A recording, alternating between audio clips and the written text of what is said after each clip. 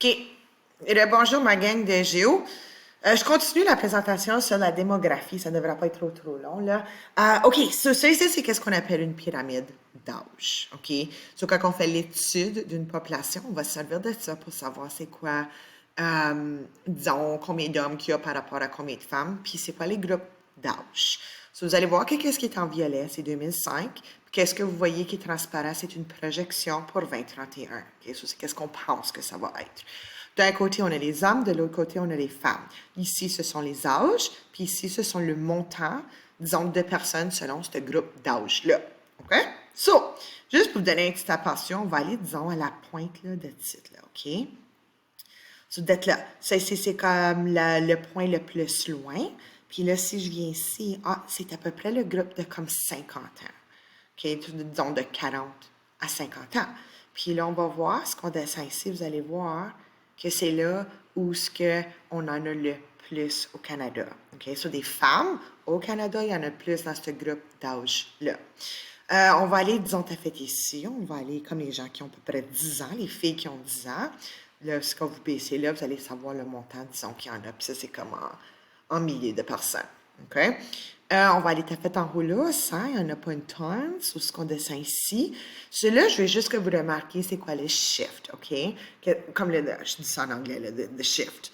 Qu'est-ce qui va se passer, disons, d'ici de 2005 à 2031? Vous allez voir que la population qui était ici va évidemment vieillir, sur les autres, va monter là. Disons, c'est mon groupe d'âge en 2031. Ça va être les plus vieux qui vont en avoir le plus. Qu'est-ce que ça vous dit à vous autres? Ça vous dit que, disons, mon groupe d'âge va avoir besoin des soins de santé puisqu'on va être vieux, right? Ça va être, disons, dans cette région ici, que ça va être important, qu'il y a beaucoup de jeunes gens qui vont se lancer dans le domaine de la santé pour pouvoir prendre soin de cette vieille population-là. Puis c'est un gros chiffre pour le Canada aussi parce que, comme, tu sais, là, peut-être il va falloir qu'on construise plus de maisons pour des personnes âgées, right? Pour combler les besoins de la population où ce qu'il y en a le plus. On va aller de l'autre côté, on va aller voir les hommes, voir si c'est semblable. Puis vous allez voir que oui, c'est pas mal semblable. Puis comme à tous les niveaux, là, OK? Les femmes, ils vivent plus longtemps parce qu'il n'y a pas beaucoup d'hommes là, qui se trouvent, disons, proches du sang.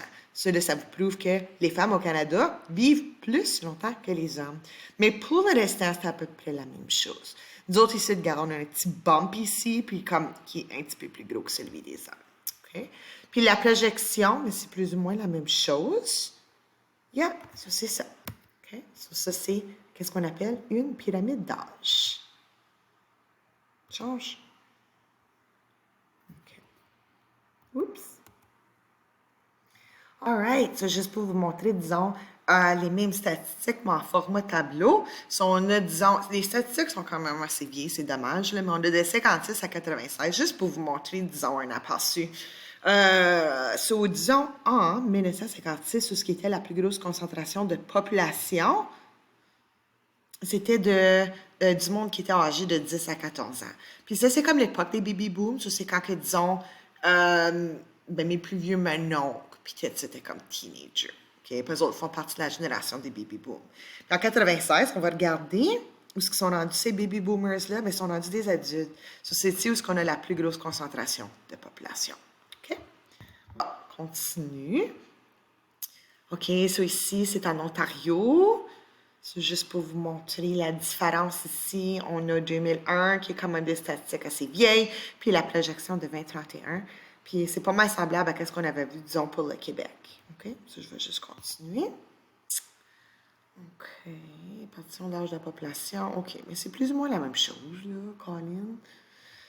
Ici, la plus grosse concentration, disons, l'année prochaine, va se trouver dans mon groupe d'âge. Comme ça tire à sa fin, disons. Puis comme évidemment, c'était gang-ci. Qui serait comme peut-être vos parents, probablement. Mais non, vos parents sont jeunes. OK. Sur le temps le dédoublement. Le temps que prendrait la population d'un pays pour doubler en conservant son rythme de croissance actuel. Pour calculer ce phénomène, il faut utiliser la règle de 70. Il faut diviser 70 par le taux d'accroissement de la population pour trouver combien d'années cela prendrait.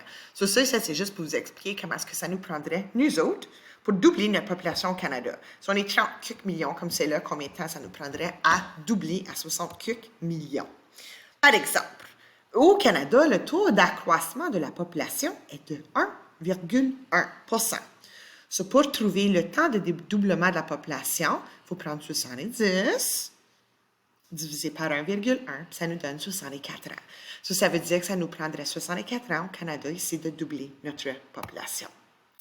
OK. So, en examinant les éléments, comme les coefficients de dépendance des personnes plus jeunes ou plus âgées et de la population active, on réussit à déduire plusieurs choses. Entre autres, une base 0 à 4 ans, 10 à 14 ans, et un haut pourcentage, ou nombre élevé démontre une population grandissante. OK. So, historiquement, dans le passé, on a vu que ça, c'était un gros problème. OK? So, dans les pays en voie de développement, les pays qui sont pauvres, ils ont bien des jeunes.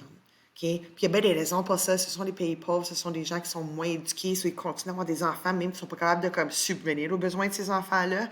Puis là, c'était la même affaire avec les baby boomers. Tout à coup, on se retrouve avec une bunch de jeunes. Puis là, moi, je vais vous parler d'un petit chose, OK? So, notre premier ministre, c'est Justin Trudeau, right? So, long time ago, au cours des années 1970, c'était son père, c'était Pierre Elliott Trudeau qui était premier ministre du Canada. So, en tout cas, les baby boomers, c'était rendu dans l'âge où il y avait besoin des divertissements. Il fallait garder occupée cette grosse population de jeunes-là. Là. So, c'était à ce moment-là que Trudeau il avait dépensé comme une grosse partie du budget canadien sur des façons de entertainer ces jeunes-là. So, c'était à ce moment donné, guys, là, que toutes les arènes dans les petites communautés ont été construites, puis comme tous les terrains de baseball, puis tout ça. Puis il y avait bien comme des salles de danse, puis ça dans nos communautés, puis whatever, c'était toutes des subventions, de l'argent qui venait du gouvernement pour pouvoir entertainer ce groupe de jeunes-là. OK, so une base ayant un pourcentage amoindri ou un nombre bas explique la dénatalité. So, qu'est-ce qui arrive si, admettons que la population de jeunes, c'est vraiment, vraiment bas, bien là, on remarque la dénatalité. Ça veut dire que le monde commence à avoir moins d'enfants. So, il y a bien des facteurs qui contribuent à ça. Souvent, nos valeurs vont changer. Avant, c'était comme, ah oui, c'est bien important d'avoir des grosses familles. Aujourd'hui, c'est comme, OK, wow, un ou deux, c'est bien correct. L'industrialisation, le fait que on est en train d'avancer, disons, dans la technologie. L'urbanisation, beaucoup de monde qui vivent dans des villes. La contraception, évidemment, les gens vont utiliser des méthodes contraceptives. Instabilité dans le monde du travail, c'est que les gens, c'est moins stable, disons, le marché du travail, sur les gens, ils ne veulent pas nécessairement avoir des grosses familles. Fragilité conjugale, ça veut dire que de plus en plus, le taux de divorce augmente au Canada. So, les gens sont plus sceptiques à vouloir comme, avoir des familles parce que, tu sais, dans l'arrière de leur tête, ils sont comme, oh my God, le taux de divorce est si haut, on veut-tu mettre des enfants à travers de ça? L'éducation postsecondaire, ça coûte cher d'aller au collège pas à l'université. Les femmes sur le marché du travail, évidemment, avant, les femmes restaient à la maison, so c'était facile d'élever les enfants. Aujourd'hui, ce n'est pas nécessairement le cas. Les emplois loin de la famille. On voit souvent ça, que souvent des pères vont partir des mois à la fois pour aller travailler, bien, ça devient difficile, disons, pour la mère qui est à la maison avec les enfants. Un sommet à nombre ou pourcentage élevé indique une population âgée grandissante, surtout dans les pays développés. Nous autres, on voit ça beaucoup actuellement. So, comme c'est là, nos baby boomers sont rendus à l'âge où ils vont avoir besoin, disons, des soins de santé plus fréquents. Sur leur cours, on voit le monde qui sort du secondaire comme c'est là, ça serait une bonne idée de peut-être se lancer dans le domaine de la santé parce que ça va être un domaine en grande demande, disons, dans les prochaines années.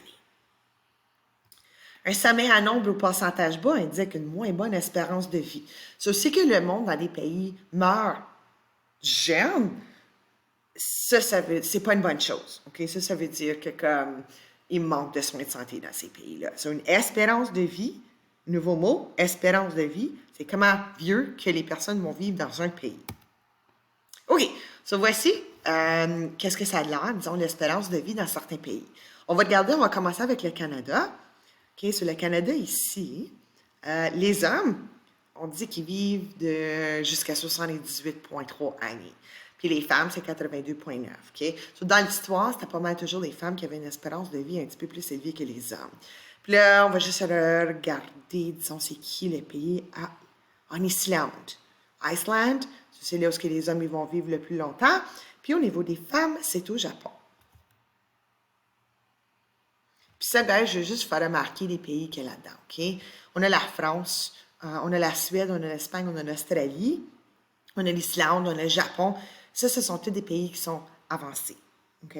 Avancés au niveau de l'économie, avancés au niveau de l'éducation. Ça, c'est comprenable que l'espérance de vie dans ces pays-là est plus haut à cause qu'ils ont plus de soins de santé. On va skipper ça. Ah, juste pour vous montrer ici, disons pour 1000 habitants. Ça ici, c'est 3 pays qui se trouvent en Afrique. Ça, c'est 3 pays pauvres. Ça, il y a 55 naissances pour 1000 personnes, 50 naissances pour 1000 personnes. Puis juste pour vous montrer ici la différence, dans des pays qui sont industrialisés, des pays qui sont riches, des pays qui sont avancés, c'est beaucoup plus bas. OK? Taux de mortalité dans des pays qui sont plus pauvres, tandis que les taux de mortalité dans des pays qui sont plus riches. C'est juste que vous remarquiez la différence. OK?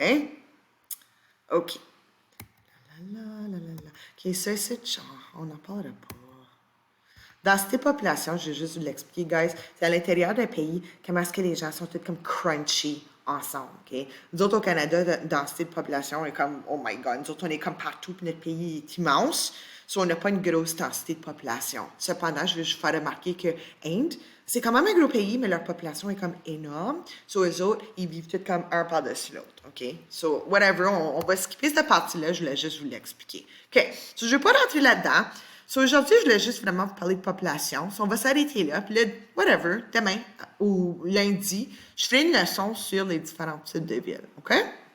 So, c'est ça. Puis, on s'arrête là. Bye!